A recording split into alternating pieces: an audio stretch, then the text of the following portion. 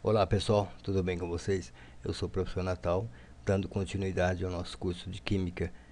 Hoje eu volto com Eletroquímica, tá? Na aula anterior nós falávamos sobre número de oxidação. Hoje eu venho para falar sobre variação do NOx, né, nas reações de oxirredução. Antes, porém, eu quero pedir a você que deixe seus recados, né, deixe os seus comentários, se inscrevam, você que ainda não é inscrito, tá? Se inscrevam, participe, compartilhem. E a você que já é inscrito, meu muito obrigado. Sejam todos bem-vindos, tudo bem?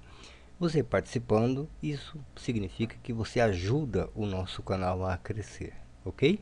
Então vamos lá. Falando de variação de NOx nas reações de oxidação. Quando você tem a transferência de elétrons, acontece a oxidação e também a redução, tá? Um reduz para o outro oxidar, tudo bem? Denomina-se oxidação a perda de elétrons. Denomina-se redução, o ganho de elétrons. Então, quando um ou mais elementos sofrem variações em seus números de oxidação, no transcorrer de uma reação química, trata-se de uma reação de oxirredução. Também, autores, né, eles denominam o quê? Reação de oxirredução, oxyhed ou ainda redox, tá? São nomenclatura que os autores utilizam, tudo bem? Aqui nós temos aqui mais ou menos um exemplo que eu passei de um experimento, tudo bem? Onde você tem aqui um fio de cobre mergulhado numa solução de nitrato de prata. Então você vai observar que aqui você tem átomos de cobre e aqui você tem íons de prata, tudo bem? Na reação, lembrando que essa reação que ela não é instantânea, tá? Ela demora um certo tempo. Com o passar do tempo, há uma formação de um depósito de prata, né?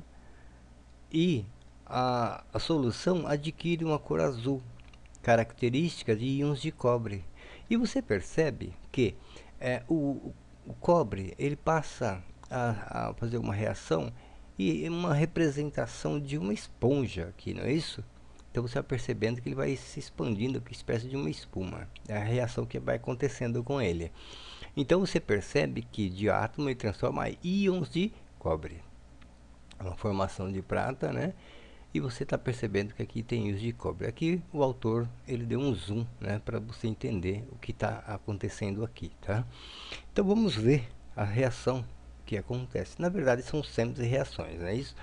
A primeira semi-reação, você tem o cobre, o átomo de cobre, ele sai do zero. Lembra que na aula anterior falava sobre número de oxidação? Então eu falava de substância simples, NOx é igual a zero, ok? Só que ele vem para 2. Então significa que ele perde elétron, tá? Perda de elétron, então aconteceu o que? Oxidação. Se houve oxidação, então houve um aumento do NOx. Então ele é um agente redutor. Tudo bem?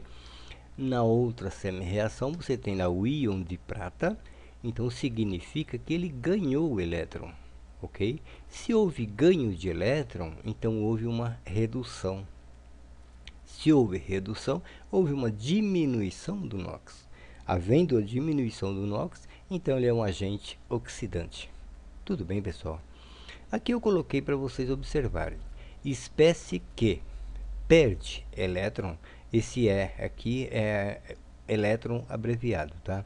Espécie que perde elétron, ela oxida, ok?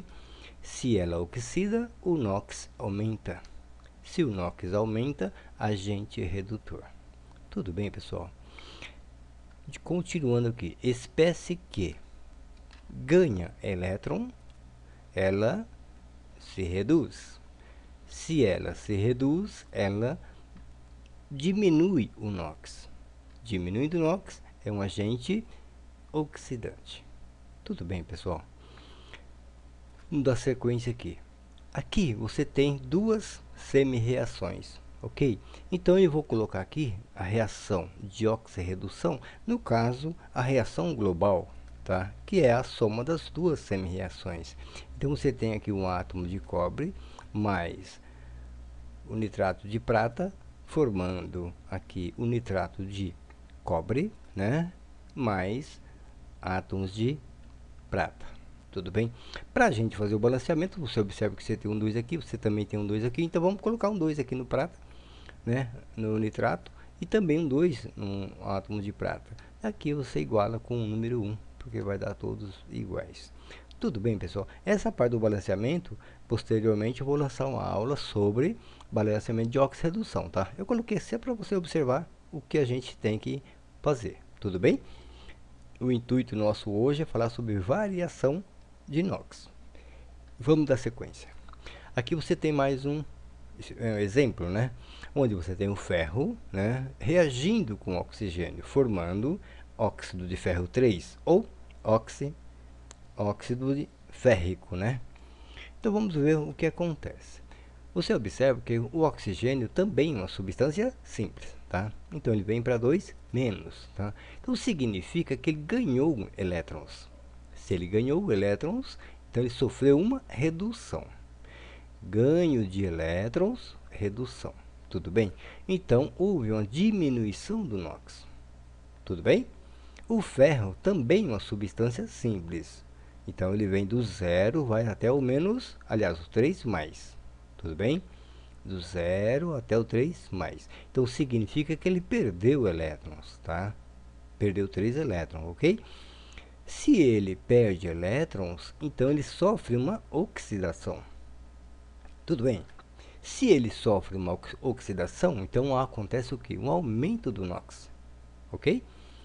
Então, para a gente resumir, agente redutor nesse caso aqui é o ferro, tá? Pois ele perdeu elétrons, ok? Se ele perde elétrons, ele é um agente redutor, ok? Por quê?